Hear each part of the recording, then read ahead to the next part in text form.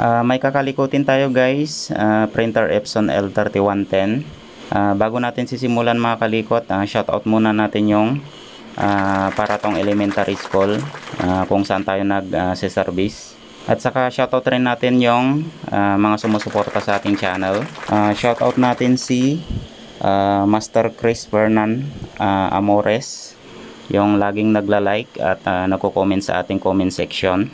So isa rin siyang malupit na technician. At saka pwede nyo rin pong bisitahin yung kanyang Facebook page. So pwede nyo rin siyang i-follow. At saka shoutout rin natin si Eric Evangelista, Oliver Casilag TV, Michael Alo, Sheila May Asuncion, Saichi Bronze, Carla Orhalo de la Cruz, Finfield TV MP, Nohe Portaje, Pard Stelms, Brian Griffin, Sophia Balelo, Rowena Marinero, Ros Lozon Nunez, Grace Pizarra Oxing, Ryan Daleba at Madrek Mint. So maraming salamat guys sa pagsuporta sa aking channel. Huwag nyo pong kalimutang i-subscribe ang ating channel at pa-click na rin ng notification bell para updated kayo sa mga bagong video natin. At saka huwag nyo rin pong kalimutang i-follow ang ating Facebook page. So tara guys, simulan na natin siya.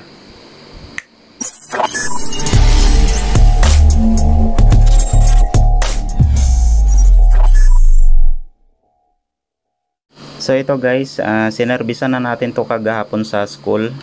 Kaso nung chinek natin, may naputol na wire doon sa loob. Kasi ang problema na ito mga kalikot, ayan, try natin. At least makita nyo rin. Parang maluwang tong saksakan natin. Ayan. Pag power nya, nagbiblink ka agad yung paper jam, or nagpi-paper jam siya, at saka hindi siya tumutuloy. Tapos chinik natin sa loob, wala namang nakabara na papel or dumi. So nahirapan tayo kagapon kung saan yung problema niya. Ngayon nakita natin guys yung wire ng kanyang motor na galing sa board papunta sa kanyang motor. So parang nabalatan siya, tapos putol yung isang wire. Malamang doon siya nagkaroon ng problema, kaya inuwi ko na lang kasi wala tayong dalang wire. So yun, idudugtong natin siya or papalitan natin yung kanyang wire. So buksan muna natin. Tapos chinik rin natin kung may natanggal na mga spring. So wala naman.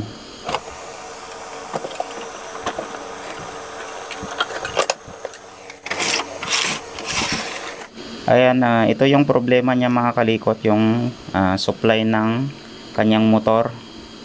Ayan, putol siya, tapos parang nabalatan siya. Ayan. Medyo pinahirapan tayo kagahapon. Hindi kasi halatado yung balat niya or yung nabalatan. Buti na lang na hanap natin yung problema niya. So hanap muna ako guys ng pangdugtong natin na wire. Tanggalin natin yung mga nabalatan, tapos dugtong na lang natin. Tapos lagyan na lang natin ng shrink tube yung mga dugtungan para malinis tingnan.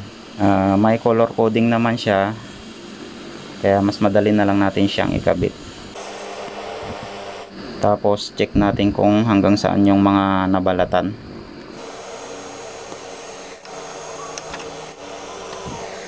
Tapos ilagay na natin tong shrink tube. Baka makalimutan pa natin mamaya.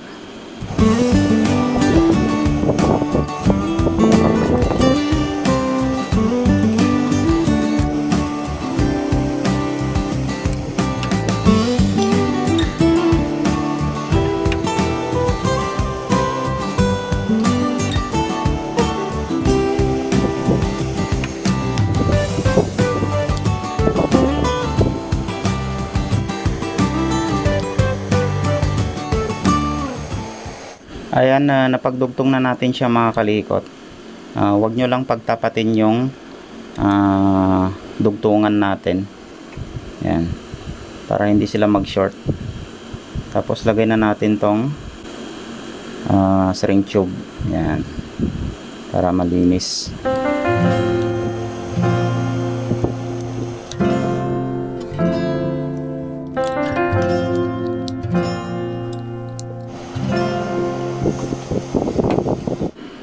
Naayos na natin siya. Bali, asimbolin na lang natin yung kanyang scanner.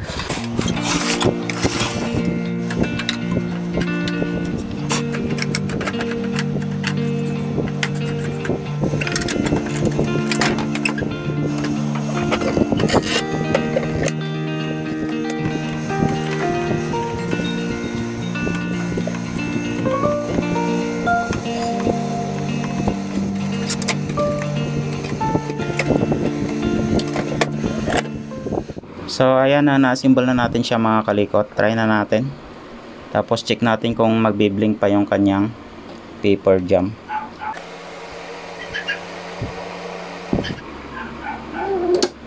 Check natin kung baka end of service na siya, or try muna natin i-off.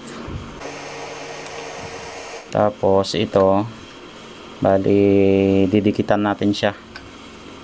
Ito kasi mga kalikot, nahulog to, kaya may bali-bali yung mga plastic niya dito sa side. So ayan guys, hindi na nag-blink. Try ulit natin i-off.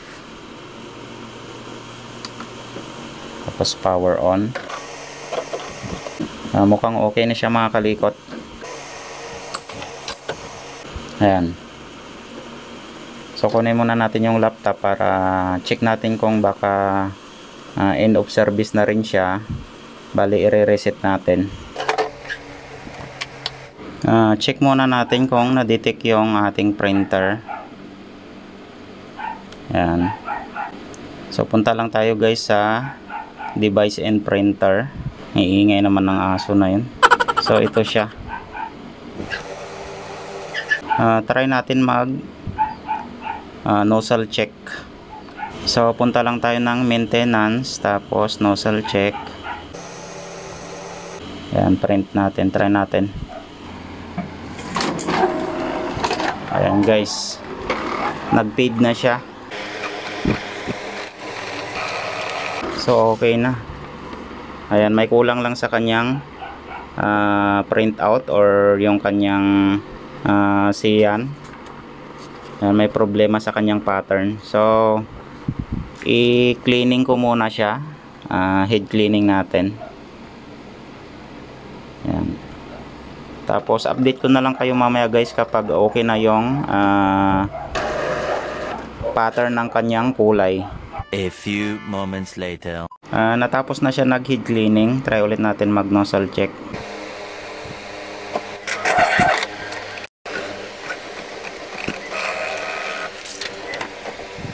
Ayan, may problema pa rin sa kanyang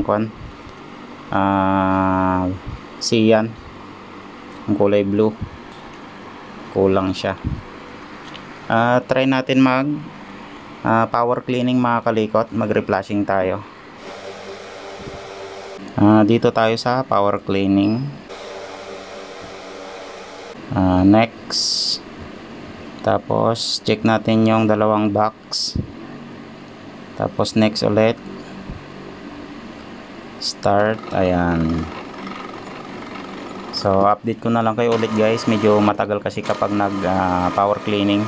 A few moments later. So ayan, tapos na siya nag power cleaning. Try ulit natin siyang i-nozzle check. So sana okay na.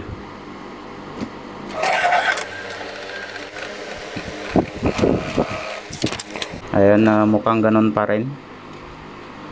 Pati yung kanyang magenta, ayan, kulang pa rin yung pattern niya. Mukhang na-stuck na yung kanyang print head. Off muna natin. Try natin i-suction doon sa kanyang waste tank. Ayaw lumabas ng kulay blue eh. Try muna natin pasipsipan yung kanyang waste tank doon sa hose niya. So kung ayaw pa rin, bubugan na natin yung kanyang print head.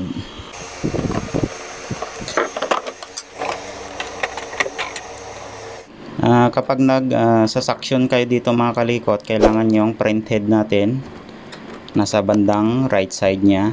Yan. Para masipsip niya yung ink sa kanyang print head. Kasi pag nasa gitna yan, wala, hangin yung masisipsip niya, hindi ink. So tanggalin nyo lang yung hose niya yan sa kanyang waste tank.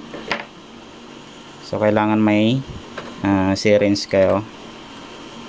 Pasok nyo lang guys yung injection natin sa may butas ng hose. Yan. Saka kailangan rin natin ng tissue pamunas natin. So nagpabili muna tayo ng tissue natin. Naubusan tayo ng tissue. A few moments later. Bali pasipsipan na natin siya. So mukhang wala siyang nasisipsip kapag pinasipsipan nyo guys, kapag hangin yung nasisipsip nya, wag nyong ibalik yung syringe natin. So tanggalin natin siya sa hose, tapos saka natin ibuga yung nasipsip niyang hangin. Yan, pasipsipan ulit natin. Ayun, wala siyang nasisipsip. Kapag hangin yung nasisipsip niya mga kalikot, ulit-ulitin nyo lang hanggang sa may masipsip siyang ink. Ayan, hanggang sa solid na yung lumalabas. Tapos ito guys, yung nasipsip niya, wag nyong ibalik dun sa kanyang tank kasi halo-halo na yung kulay dito. So itatapon natin siya. Tinanggal natin mga kalikot yung kanyang waste tank. Nag power cleaning tayo kanina. Mukhang wala siyang nilalabas dito sa hose ng waste tank. Tapos nakailang head cleaning na tayo, wala pa rin wala siyang bakas na lumabas yung ink. Kapag hangin yung nasisipsip niya mga kalikot, kapag nagsasaksyon tayo dito, idiin nyo lang itong head assembly niya. Yan, idiin lang natin na ganyan para may masipsip siya katulad nito. Ayan. Baka kasi hindi abot ng forge assembly niya yung ating head, kaya itulak lang natin na konti. Yan, ganyan. So tapon muna natin. Try ulit natin hanggang sa maging solid yung nilalabas ng hose. Yan, diin nyo lang kapag hangin yung nasisipsip nya. So ilagay nyo lang hanggang gilid, saka natin idiin. Minsan kasi hindi abot ng forge assembly nya yung pinaka head nya dun sa baba, pinaka head ng print head natin. Ayan guys, solid na yung nasisipsip nya. So try natin mag nozzle check. Test na natin siya, baka okay na yung kulay blue nya. Kapag nagsasaksyon kayo mga kalikot, kailangan puno yung ating ink tank. Useless din kasi kapag kunti yung ink nya tapos nagsaksyon tayo, so magkakaroon ng bubbles ulit yung mga hose nya, so useless din. Kaya mas maganda pag nag power cleaning kayo or mag reflushing, tapos magsaksyon kayo, kailangan puno yung ating ink tank. So try na natin siya. Ayan, balik muna natin yung kanyang hose.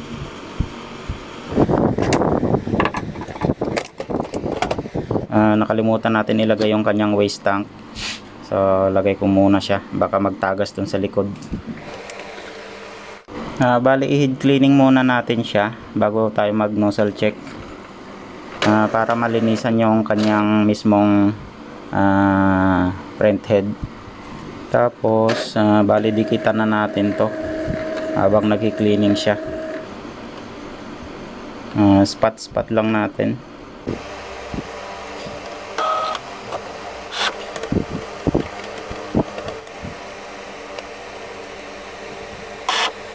Nadikitan na natin. Ayan, so ganun lang. Para-paraan ba.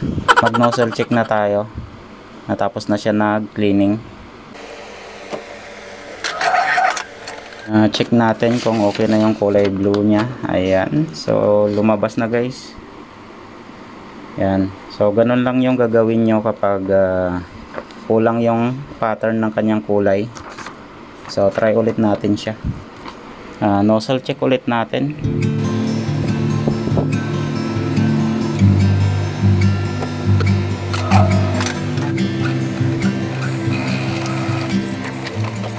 So ayan mga kalikot, okay na yung kanyang pattern. Ayan o.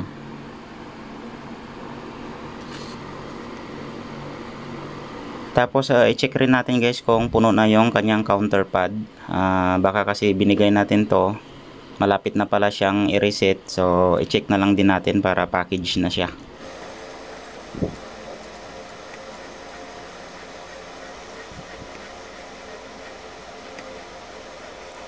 So kung hindi nyo pa alam kung paano mag-reset, check nyo lang sa mga video natin dito sa ating channel.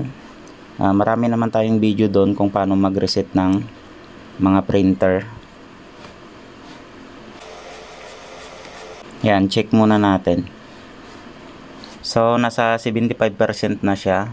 Medyo malapit-lapit na rin mag end of service. So i-reset na lang natin. Yan, tapos initialize. So kailangan guys nakasaksak yung printer natin sa ating laptop. Tapos kailangan nakapower yung ating printer. Yan, okay na natin. Ayan, please turn off the printer. So patayin natin. Tapos power on ulit natin siya. Yan. Close na natin to.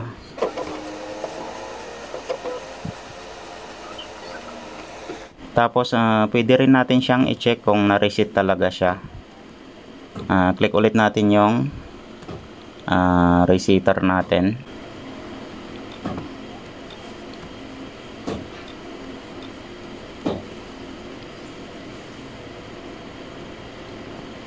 Dito ulit tayo sa waste ink pad counter. Check natin yung dalawang box. Yan. Tapos i-click lang natin tong check. Ayan, so 0-0 na siya mga kalikot. Kanina 75%. So okay na. Close na natin. So ibig sabihin no, na-reset na natin siya. Try ulit natin mag-print. Last check na natin. Ayan, nag-print tayo ng text. So okay naman. Nozzle check ulit natin.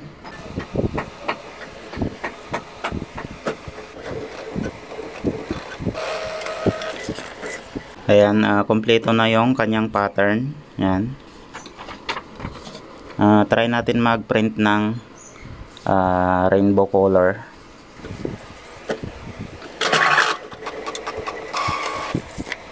Ayan. So okay naman. Try din natin yung isang rainbow color din.